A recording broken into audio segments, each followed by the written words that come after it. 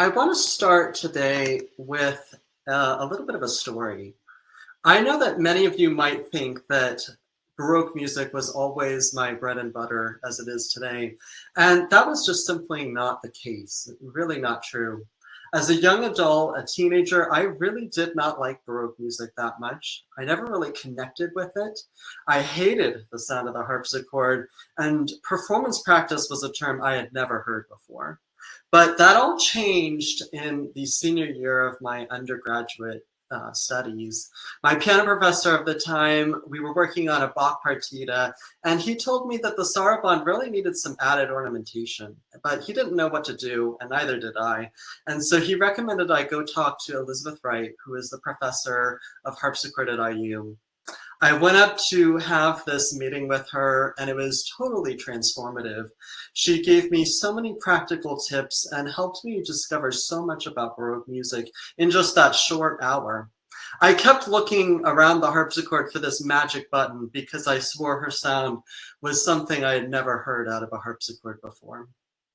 My studies at IU led me to CCM, where my mentors, Dr. Michel Conda, Andy Villamay, and Michael Unger, helped me to condense my knowledge and experience as a harpsichordist and piano pedagogue into a DMA project where I created a textbook to introduce undergraduate keyboardists to the harpsichord and early music.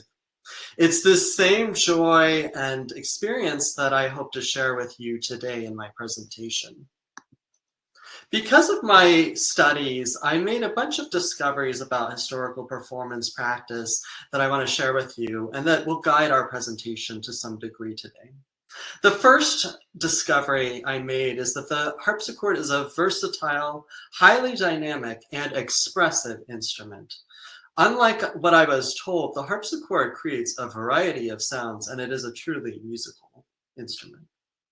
The second discovery is that the Baroque period is very large. It has a huge amount of music, and much of it we ignore as teachers and pianists. The third discovery is the Baroque period was ripe with creativity, expression, and innovation. Keyboardists of the time were playing figured bass. They were improvising upon ground basses, partimento, and more. The fourth discovery, Baroque music is very relevant to today's performers and audiences.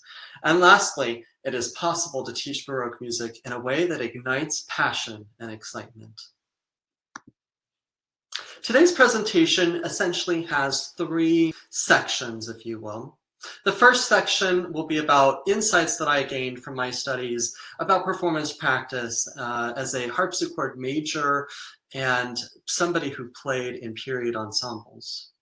My second part of my presentation will be a harpsichord demonstration with my instrument. I'll show you what I believe the harpsichord is capable of and how we can apply that to the piano. My third section is reimagining Baroque music in our music lessons.